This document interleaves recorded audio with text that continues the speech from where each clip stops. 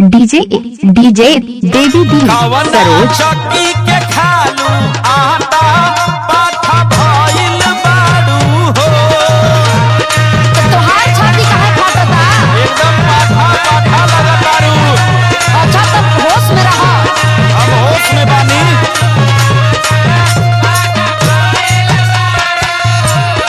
ये बना ना एक गोरी सुना बोला आवा महदी तो हर माथा पाठा भइल बाड़ू हो। अब लगत बा तू पिटाईबा। काहे हो? ना अब तू ऐसे मनबे ना करबा। अरे तुम्हारा चाहे गरियावा लेकिन हाउ एक नंबर। ए बाबू सुनावा तनी होश में रहा नहीं तो एक ठे लगी ना। अरे लगी तो ठीक है सहिले। अरे बाप रे बाबी कहाँ से एकदम में से लगत बा कि फेफिया भइल बा। अरे कबो लइकी हुई कि नहीं देखले हवा का हो। अरे देखले लेकिन तोहरे नियर ना हो। अच्छा तो सुन ला डीजे दिमाग खोल के सुन देवी ला। दी सरोज हल्लेवारी का सुना। Mobile number 9653241571। हमारी चाटा सुन लो सुन ली हो बाबू चली जे हमारी चाटा पाठा भूल जइबा हो। ई बात बा। एकदम ध्यान उतर जाई।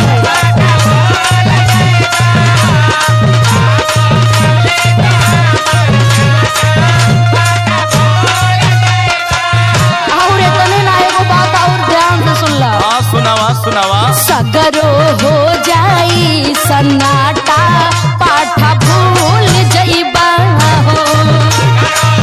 अरे दादा हो दादा। अभी हमरे बारे में तोके कुछ मालूमे ना हो कि हम का चीज बनी।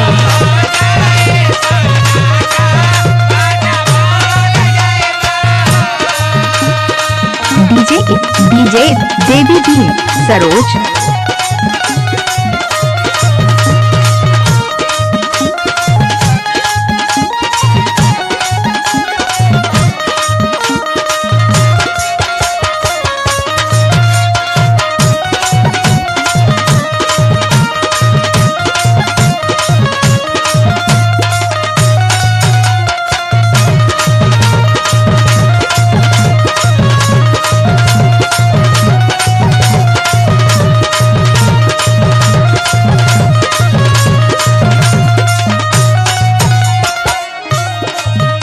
हे गोरी सुना बोला अरे तोहरा के भगवान तो फुर्सत से बनौले बाड़े हो। ऊ तो हम हइये बनी। सुना बोला जे तने तू सुंदर बाड़ू ओ तने हित बाड़ू हो। ये बात बा। एकदम हित बाड़ू और फिट भी बाड़ू। यही से कहा तनी हमसे संभाल के रही हो। डीजे देवी दी सरोज शाहगंज अयोध्या। हमारा प्यार जोग गोरी साचो फिट बाड़ू हो। सुना हाँ तो खाली सपना देखी हो। सपना ना एकदम क्लियरली देखतानी।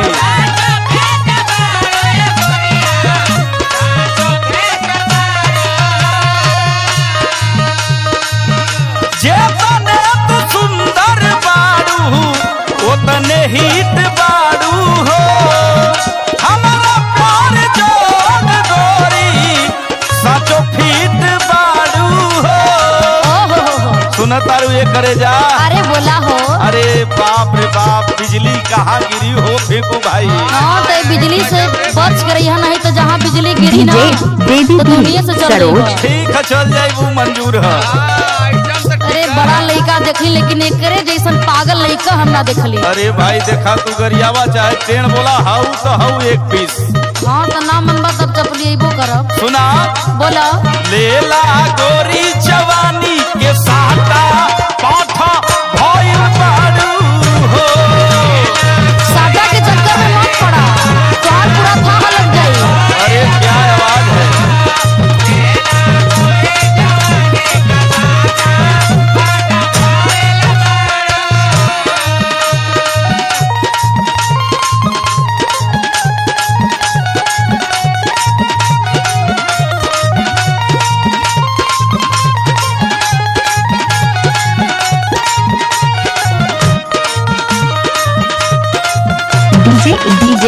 देवी दीन सरोज